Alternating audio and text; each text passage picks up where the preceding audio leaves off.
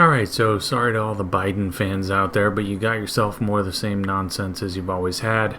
You didn't really change much of anything by ousting Trump outside of now the president's tweets will be a lot more stale, boring, placating, and they'll be more along the lines of just being empty platitudes, but they probably won't be nearly as vitriolic as Trump's tweets have been, so good for you on that. Unfortunately, that essentially doesn't matter nearly at all compared to what Joe Biden is and what he'll do. He already plans to nominate Janet Yellen, the former Fed chair, as the U.S. Treasury Secretary. And why not? That's who was at the head of the Fed during the latter half of the Obama and Biden administration, and she gave them all she could. The rock-bottom interest rates that continued the absolute destruction of everyone's savings and rendering savings accounts pointless, but also the never-ending printing of money, which then went further and rendered everyone's savings account an active net loss in terms of purchasing power. People then put their money into the stock market because it's one of the only few places you can get any sort of return, and that bids all the prices up, and guess what?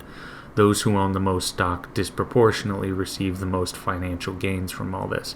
And that's a big reason why you see the wealth of those nasty upper 1%ers skyrocket. So if wealth inequality was among your top concerns, or even close to that, I mean, boy, did you pick one of the worst people. And this isn't shocking at all. People have got to get out of this blue and red mindset. I almost forget it exists sometimes, and then I'll go back and hear from someone who's a Republican or a Democrat, and it's like, oh wait, you still live in that world? Is that really what you think is a decent option? Because it isn't. It's not even close to a decent pick. Joe Biden and his buddy Janet Yellen are card-carrying members of the elite ruling class that all these people claim to hate. And they've had a large hand in all the problems that these people are screaming about. And you think somehow now they're going to change? Not going to happen. In fact, not that I'm a collapsitarian or anything. I fear that might be what happens anyway. Let Democrats have their way. Let them get their legislation through. Let them realize their pet projects and let them have their programs materialize. And then when it all fails, perhaps it'll dawn on people. And this is where we come in to keep pushing this point. Perhaps it will dawn on people that you can't have this centralized control over 320 million people across 4 million square miles and expect to have a good result in any extended period of time or for any significant percentage of people. This should be common sense.